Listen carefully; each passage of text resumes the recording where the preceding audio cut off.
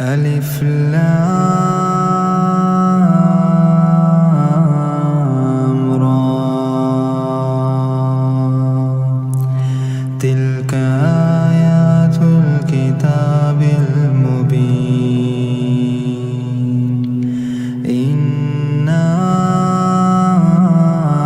أنزلناه قرآنا عربيا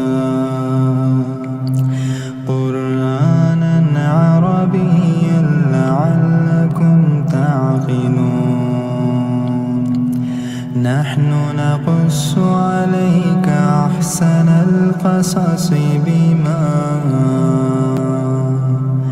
بما أوحينا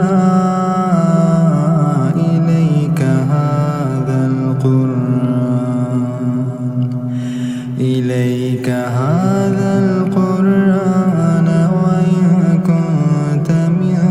قبله لمن الغافلين إذ قال يوسف لأبيه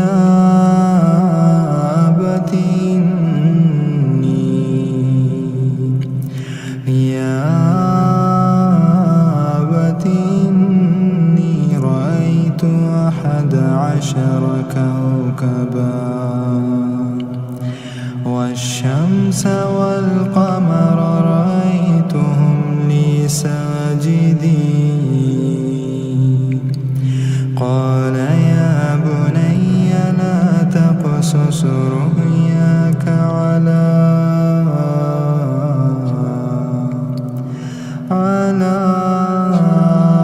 إخوتك فيكيدوا لك كيدا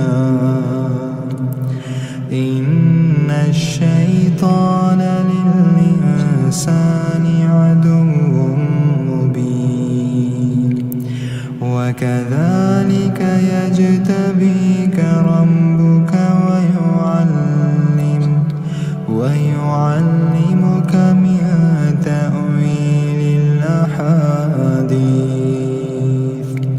ويتم نعمته عليك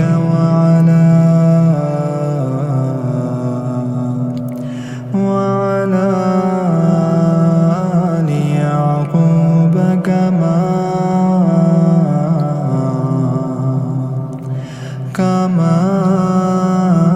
تمها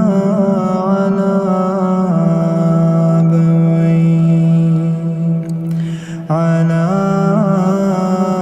أبويك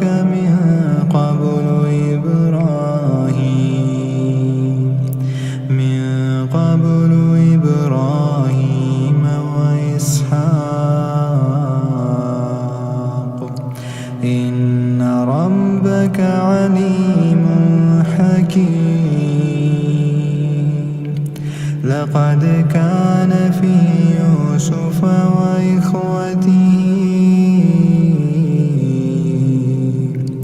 وإخوته آيات للسائلين إذ قالوا ليوسف وأخوه أحب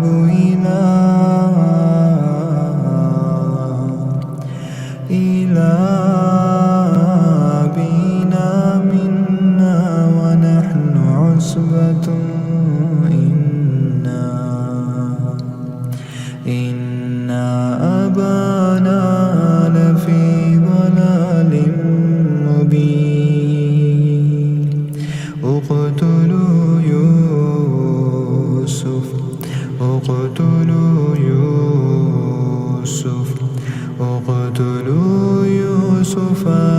اطرحوه أرضا يخل لكم وجه أبيكم وتكونوا من بعده قوما صالحين قال قائل منهم لا تقتلوا يوسف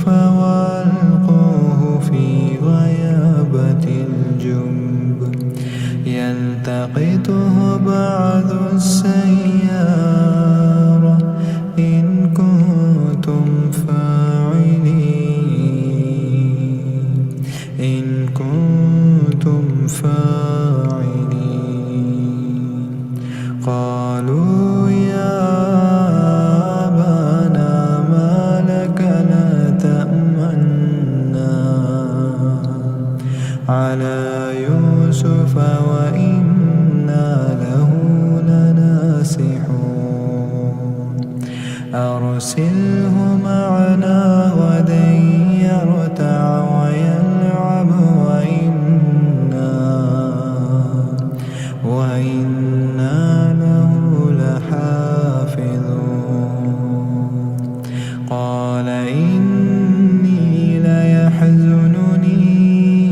أن تذهبوا به وأخاف أن يأكله الذئب وأنتم عنه غافلون. قالوا لئن أكله الذئب ونحن عصبة إنا إذا لخاسرون.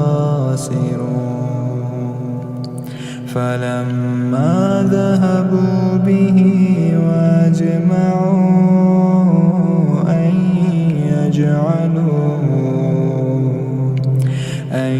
يجعلوه في غيابة الجب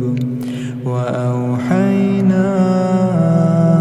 إليه لتنبئنهم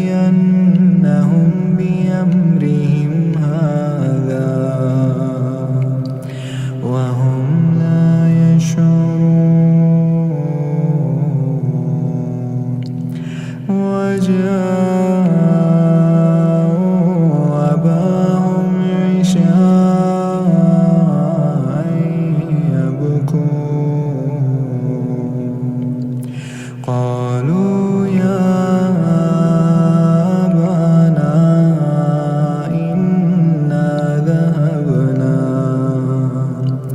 إنا ذهبنا نستبق وتركنا يوسف عند متاعنا